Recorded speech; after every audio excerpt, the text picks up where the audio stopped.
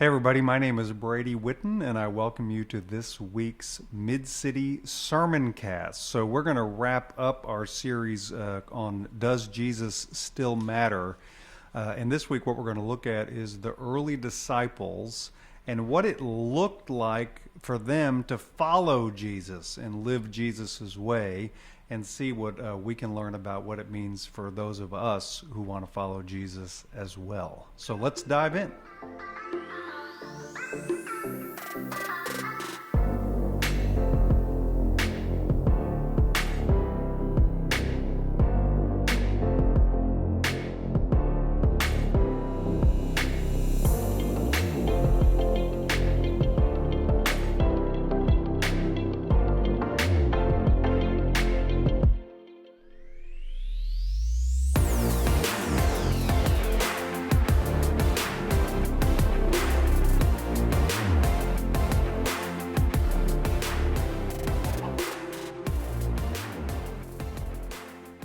So we're wrapping up this series on Does Jesus Still Matter?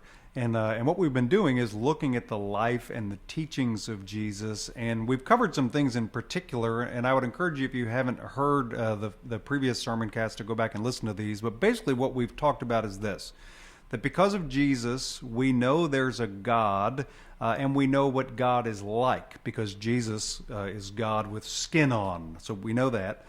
Because of Jesus, we know that God is love and that love is God's way. Because of Jesus' cross, we believe that sin and death have been defeated. Because of Jesus' resurrection, we know that death does not get the final word, but that life and love do, that basically God wins. And because of Jesus, we believe that God's perfect dream for the world will one day come true, and we call it a new heaven and a new earth. So those are kind of the things we've covered. But the final thing I want to explore today basically is, what does all this mean to you and me? And to get at that, I want to look at Jesus's earliest followers to see what it looked like for them to live Jesus's way, and how, and again, what we can learn about that today. So the Jesus movement began with a handful of people who said yes to Jesus's invitation to follow him. And the scripture I want us to start with today is from the 4th chapter of Matthew. This is beginning with the 18th verse. So it says, "As he walked by the Sea of Galilee, he saw two brothers, Simon, who is called Peter, and Andrew, his brother, casting a net into the sea, for they were fishermen. And he said to them, 'Follow me, and I will make you fish for people.' Immediately they left their nets and followed him. As he went from there, he saw two other brothers, James the son of Zebedee and his brother John, in the boat with their father Zebedee, mending their nets. And he called them. Immediately they left the boat and their father and followed him." So what we see in this passage is the calling of kind of the first disciples. And so we read about Peter and Andrew and James and John. And if we keep reading in the Gospel of Matthew, we see that Jesus called a total of 12 different disciples. But one of the things I think that always fascinates me about these passages is Jesus kind of walks up to these guys, and they're doing their day-to-day thing. Here, in this case, they're fishermen, they're working, and they drop what they're doing and they go to follow Jesus. And I always kind of wonder why. Like, why did they go? Why did they say yes to Jesus's invitation? And I guess I'll ask you to think about, what would it take for you to drop what you were doing and follow somebody? So you're sitting and you're doing work, you're doing something, and somebody comes and goes, "Hey, follow me," and you just drop it and you go. Now I know some people would say, well, if I was at work, I'd go easily, right? I'd just drop everything that I was doing, because let's confess it, not everybody loves their work, right? But one of the things I assume is there must have been something about Jesus, that something that Jesus had, or something that they saw in Jesus that they needed or that they wanted. Does that make sense? Say it one more time. There must have been something that they saw in Jesus, something Jesus had, something they saw that they wanted, that they needed, that they were kind of wanting in their life. So think about it. Maybe they saw Jesus heal somebody and they thought, you know what? I need healing. Maybe they saw Jesus forgive someone and they thought, hey, I need forgiveness. Maybe they heard some of Jesus's teachings and they thought, I want some of that wisdom. I want to understand life in that way. Maybe they just sense something about Jesus, love, peace, purpose, power, and they said, you know what, I want some of that. So do you get what I'm saying? Like, I don't understand otherwise. Why would they have dropped what they were doing and gone with Jesus unless they saw something in Jesus that they wanted? Another interesting thing to me as you read through the New Testament is that the people who were the most naturally drawn to Jesus were people who were looking for something. Again, maybe they were sick and they needed healing. Maybe they were hurting and they were looking for some kind of relief. They were searching for something. And we see those kinds of people are naturally drawn to Jesus, where the people who struggle to understand Jesus and to embrace Jesus are kind of like the opposite of that. They're people who are maybe just a little sure of themselves. They're a little self-reliant. The world is going really good for them. They're successful. There's even a word used sometimes in the New Testament that they're self-righteous. You know, they kind of, again, have this sense that, hey, I've got my act together here. And they struggle to follow Jesus. And I really want you to make a mental note of that. There's just something really, really important there. It's also important to notice that when Jesus called these first disciples, that he let them know right away that this just wasn't about their own needs. So he says to the first disciples, come and follow me and I will make you fishers of men. And I think what he wanted them to know from the very beginning is following him is not just about what my dad would call navel gazing. You know what I mean? Like, it's not just about staring at your belly button, or it's not just about my own inner spiritual life or my own inner stuff. I mean, that's part of it. But there's also an element of others here. Jesus wasn't just calling them to kind of their own personal spiritual journey. He was calling them to cast a net of love and justice and healing that would transform the lives of other people. So whatever it was that drew them to Jesus, whatever it was that made them say yes to Jesus, that yes was their starting place. So Jesus comes, he says, follow me, and they said yes. So the next thing we see in them is that they follow Jesus and they live life with Jesus. They spend time with Jesus. They eat with Jesus. They travel with Jesus. They learn from Jesus. They immersed themselves in Jesus's way of life. So if Jesus went to the synagogue to worship, they went to the synagogue to worship. If Jesus got up early in the morning and prayed, they got up early in the morning and prayed. Jesus went around and he proclaimed the kingdom of God, and so did they. Jesus fed the hungry. He healed the sick. He welcomed outcasts, and so did they. And so they lived in what is known as imitation of Jesus. And this is what it means to be a disciple. It's not just that you say yes to Jesus. That's an important part of it. But that you actually begin to imitate Jesus and live his way of life. And what Jesus was showing them is what a life fully immersed in God looked like. And it wasn't always an easy thing to do. They sometimes misunderstood. They sometimes got it wrong. But Jesus was there with them to correct them and to guide them and to show them the way. And he also encouraged them to keep on keeping on, right? So again, they immersed themselves in life Jesus's way. They imitated Jesus. And then the final thing we see from the disciples is that they were changed. So they said yes to Jesus. They immersed themselves in life Jesus's way. And we saw change in them, and we saw change in the world around them. Now, some of the changes were the obvious things, right? Like there were people who were literally healed. There were people who were forgiven. There were people who were fed. And so we see some of those obvious changes. But we also see changes in their character. Like these other things started emerging in them. One of the most obvious comes from Peter, who was one of the people called in our story in Matthew 4 today. So Peter, at some point in the story, as it unfolds, shows a little bit of a cowardly side. And so there's a time when Jesus is arrested and people recognize Peter and say, hey, you were with him, weren't you? And Peter famously denies Jesus 3 times. He's afraid, which, look, I can completely understand, but he's a little bit of a coward about it, right? But then later in the book of Acts, after Jesus has been raised from the dead, Peter is hauled before the Sanhedrin. He's being questioned about his faith in Jesus. And we read there now that he stands up boldly and he doesn't deny Jesus, and he proclaims Jesus and that Jesus is raised from the dead. So what is it that changed in Peter? How did he go from being this kind of cowardly guy to a guy who was willing to stand up for his faith and what he believed? And what I would say to you is it was because he was continuing to immerse himself in life with Jesus that we began to see these changes and transformations. But it wasn't just their individual lives that were changed. We also begin to see this change affect the people and the world around them. So there's a great scripture from Acts 2 where we read a description of what the early Christian community looked like. And this is what it says. It says, they devoted themselves to the apostles' teaching, to fellowship, to the breaking of bread and prayer. Everyone was filled with awe at the many wonders and signs being performed by the apostles. All the believers were together and had everything in common. They sold property and possessions to give to anyone who had need.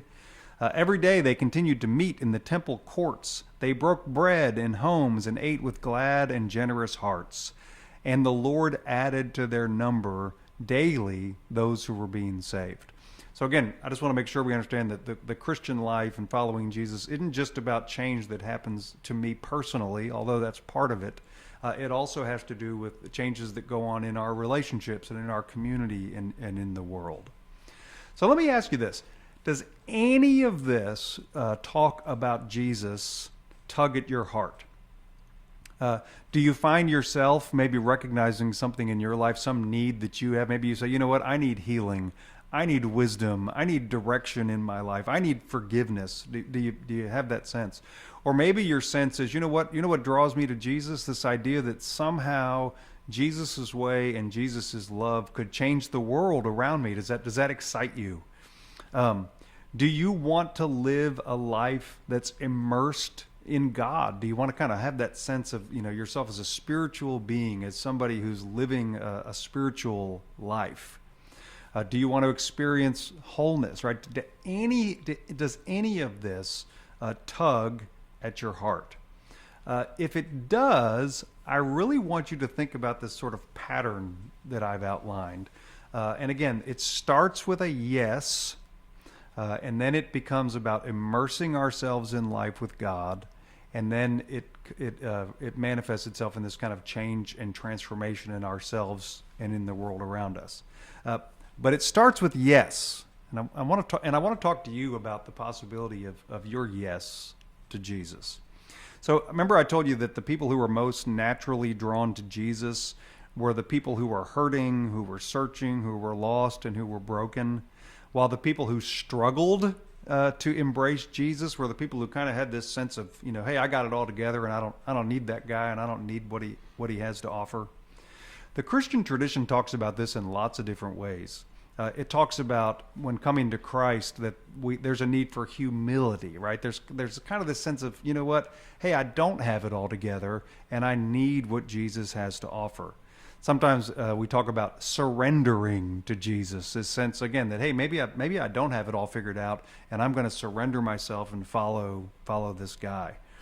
Maybe it is about repentance. Maybe it's about recognizing, hey, there's some stuff I've been doing in my life that I recognize is hurting me and hurting other people, and I want to change that. I want to go in a new direction. The bottom line is this: when you say a yes to Jesus, there's a part of you that needs to recognize your need for Jesus, your need for forgiveness, your need for new life. You don't have to get yourself all cleaned up. You don't have to do anything to prove your worth. It simply begins by recognizing your need and saying yes. And so I guess I want to kind of just point blank ask you, have you said yes to Jesus? So the next thing, remember, is that we immerse ourselves in life with God. So I read something this week that kind of struck me. It said this: whatever you think about the most grows. The more energy you give something, the more energy you give a thought, the stronger the neural network becomes in your brain. And so part of the question is, if you want to begin to live life with Jesus, and if you've said yes to life with Jesus, what are you doing to immerse yourself in life with God? What are you doing so that your life with God becomes the focus of your thinking, the focus of your energy, the focus of your time?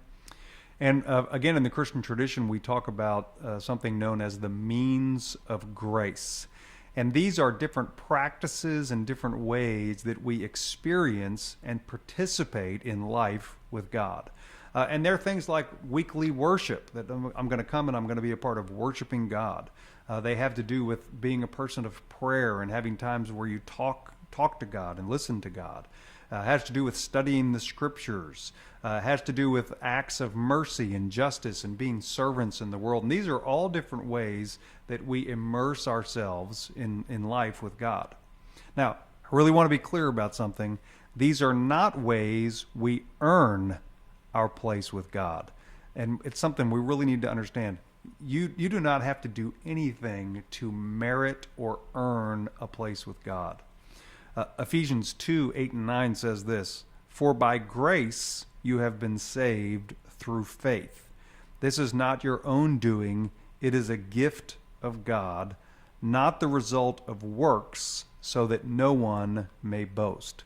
So I just always want to make sure when I'm talking about the means of grace and talking about Christian practice that we understand that this is not about kind of, getting pluses in your plus column with God. This is about living life with God. And worship is a way we do that. Prayer is a way that we do that. So as we immerse ourselves in life with God, we should expect to see change and transformation happening in our lives. We should look for what Paul calls the fruit of the Spirit. And there's a great paraphrase of the place in Galatians where Paul talks about the fruit of the Spirit that I kind of wanted to share with you. So what does life look like as we immerse ourselves in life with God? Paul says this, "But what happens when we live life God's way? He brings gifts into our lives, much the same way that fruit appears in an orchard. Things like affection for others, exuberance about life, serenity. We develop a willingness to stick with things, a sense of compassion in the heart, and a conviction that a basic holiness permeates things and people. We find ourselves involved in loyal commitments, not needing to force our way in life, able to marshal and direct our energies wisely." So that's a paraphrase of a more kind of classic reading known as the fruit of the Spirit, where Paul tells us the fruit of the Spirit are love, joy, peace, patience, kindness, generosity, gentleness, and self-control. But again, these are all these good things that emerge within us when we are living life immersed with God. So I do want to offer another caution here. So just as these practices are not ways we earn our place with God, we also have to avoid the idea that we are supposed to force ourselves to change. So many Christians fall into a trap, right? So they begin life with God and they start going to church and they start reading their scriptures and they start doing these different things and they think, all right, God, I want to see change in my life and I want to see it right away. And sometimes we think, well, God's not doing this fast enough. I need to take matters into my own hands. So let me ask you this. Have you ever tried to fix yourself before? You ever tried that? Ever try to fix your temper or fix a bad habit or kind of grit your teeth? You make a plan, you try really hard, and if you're like most people, what happens? You fail at it, right? And then you get frustrated, and then you start thinking, well, change isn't really possible. That's when a lot of times I think people slip into what I call Popeye philosophy, where people just go, well, I am what I am, and that's all that I am, right? I'm never going to change. I'm never going to expect anything different. Even worse, you ever try to change somebody else? Ever try to fix somebody else? By the way, spouses, don't ever try to fix your spouse. Parents, please don't try to fix your children. I mean, there's just nothing worse. It's oppressive. Don't do it. And I really want you to hear me say this. The gospel is not about fixing or rescuing yourself. The fixing and the rescuing is God's work. Like what is my job? My job is to immerse myself in life with God, and then really to trust that God is going to begin to do some of the changing and the transforming work that needs to happen in my heart and in my life. God's the one who heals. So I met a man one time who was a part of a Kairos prison ministry that I was participating in, and he was one of the residents. So he was an incarcerated person. And when he arrived for that weekend, he came in and he looked just kind of, I would describe him as disheveled. His hair was unkempt, his shirt was untucked, he was unshaven. He avoided eye contact with people. He really didn't talk or communicate very much. But over the 48 hours of that Kairos weekend, when we prayed together and worshiped together, and we shared in Christian fellowship, and we broke bread together, and he heard this news about a God who loves him and a God of grace, and he experienced love and grace from the people around him. Things began to change. So about 48 hours after I met this guy, he came into one of the meetings, and I could just tell something in him had shifted. His hair was combed. His shirt was tucked in. He was freshly shaved. And I want to make sure to say this wasn't about outward appearances. It was like somehow I felt like he was perceiving himself differently, and so he was appearing differently, right? When he walked in, he kind of held his head a little bit higher. And one of the coolest things I noticed was this guy who wasn't really paying attention to people around him in the first time I met him. There was an elderly gentleman. He came on in a walker, and he jumped up and he went over and he helped the guy to find a seat. So I kind of noticed these things about him, and while we were talking, he talked to me about how meaningful the time had been, and how he'd really felt the love of God in his heart through what he'd experienced. And then he said this to me. He says, "You know what? I really hope I can change." And I realized in that moment that he had already changed. I could see it, right? I could see it in the way he was holding himself. I could see it in the way he was acting. And I told him that. I said, "Look," I said, "you've already changed." The challenge, of course, is keeping yourself in that place where you're connected with God and connected with the Spirit, and that change can continue within you. But how did he change? How did he change? He changed by living this short amount of time just immersed in life with God. God had changed him. So this doesn't mean that we don't have our part to play. I think we have to cooperate with grace. But we really need to understand that what brings about change and transformation in our hearts and lives, and what brings about change and transformation in the world, is God's power at work, not my power. So don't get yourself stuck in this idea that somehow I got to grit my teeth and force myself to change or force myself to do something. Immerse yourself in life with God. Seek this God of love. Seek this God of transformation and healing and new life, and you will begin to see those things emerge. I kind of thought about it this way this week. So imagine someone floating in a river, right? You ever go float in a pool or float in one of those? What do they call those things? What are those rivers you go into? Anyway, the wading rivers or whatever they call them. And you're just kind of floating there, and it's always really relaxing, right? Because the water kind of holds your weight, and it's kind of just you kind of buoyed up by the water. Now imagine that at some point in time you kind of drift over to the bank. And you find yourselves on the banks of the river, and you start to feel heavy again, right? And what do you think? You think, well, I better pull myself up. I better lift myself up, right? And again, you start to feel the weight of your body again. Well, let me ask you, what's easier to do, to kind of lift yourself up and start kind of dragging yourself down the riverbank, or is it easier just to get back in the water? Right? Just get back in the water. So if as a Christian, if you ever find your life with Christ like feeling heavy, or if you feel like you're stuck, if you feel like you're trying to lift your own weight or lift the weight of the world, I guess what I say is just get back in the river of God's grace. Get yourself back into a life immersed with God. So following Jesus is about a lifetime of immersing ourselves in life with God, immersing ourselves in God's love.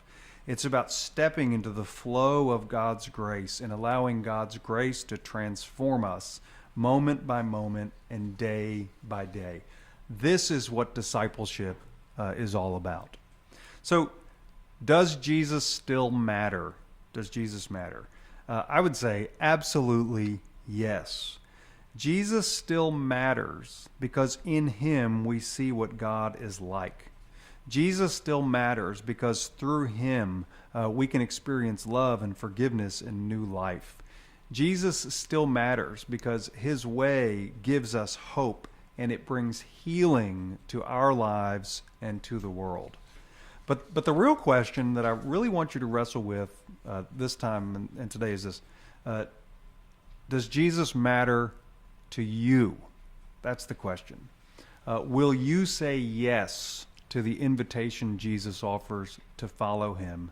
And will you immerse yourself in life with God? Catch you next time, everyone.